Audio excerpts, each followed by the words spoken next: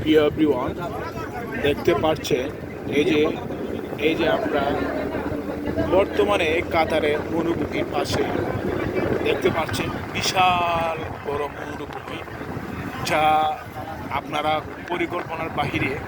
এইসব মরুভূমির মধ্যে মরুভূমি একটি দেশ। এই দেশে অসংখ্য মানুষ বাঙালি কাজ করে। আসলে তারা ঠিকভাবে বেতন পায় না। তারপর কাজে গিয়ে তাদের যে আচরণগুলো করে, যা বলার বাইরে। আপনারা দেখতে পাচ্ছেন, অবশ্যই এটা মিসাইল এলাকা। এখান থেকে আমরা যাচ্ছি সানায়া। তো আপনাদের যতটুকু আমার ক্যামেরাতে ধারণ করছে এতটুকু আমি দেখাচ্ছি।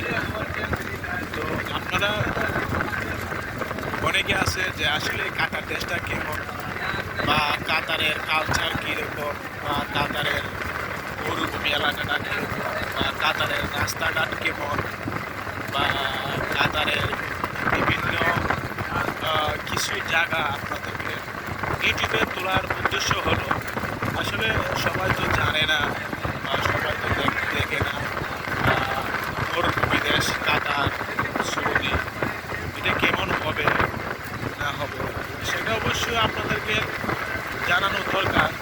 আপনারা দেখলে, যারা জানেন না, এই দিকে আবার হাজার হাজার মাইল সমুদ্র পড়ে আছে, শুধু পাথর আর পাথর, মাটির কোনো আবাস নেই। ঠিক আছে, মাটির সেই জায়গায় কোনো আবাস পায় না। কিন্তু আসলে কাতার অসংখ্য জিনিস বা প্রাকৃতিক সুন্দর বলতে কি, এই যে গাছগুলা দেখতে পাচ্ছেন, ওটার পিছনে প্রায় বাংলার প্রতি মাসে 10 থেকে 20,000 টাকা খরচ হয় তাদেরকে জীবিত রাখার জন্য।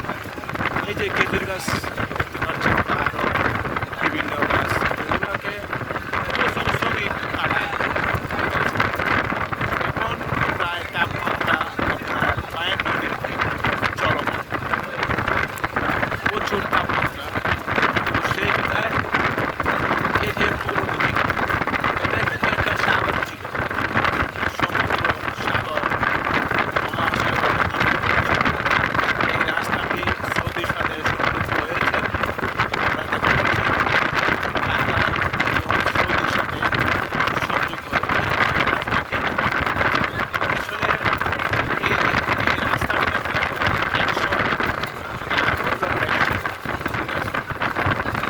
বাংলাদেশের রাস্তা আর এই বিদেশের রাস্তা অনেক তফাৎ। দেখতে পাচ্ছি যারা মরুভূমি দেখেন না, তারা আসলে আকাশ থেকে মরুভূমি কতটা মরুভূমিতে পরিণত হয়, তো যারা আমার ইউটিউব চ্যানেলে সাবস্ক্রাইব করেন, অবশ্যই সাবস্ক্রাইব করে নেবেন। আমি আপনাদের পাশে থাকছি এসব সুন্দর সুন্দর দৃশ্য এবং সুন্দর সুন্দর ভিডিও বানানোর জন্য। আপনারা আমার ভিডিওকে শেয়ার করে নেবেন, সাবস্ক্রাইব করে নেবেন। অবশ্যই আপনাদের পাশে আমি থাকবো। ইনশাল্লাহ দেখবেন এমন ভিডিও যদি ভালো লাগে তাহলে আমার ভিডিওটি দেখবেন, সম্পূর্ণ ভিডিওটি দেখবেন। সম্পূর্ণ ভিডিওটি না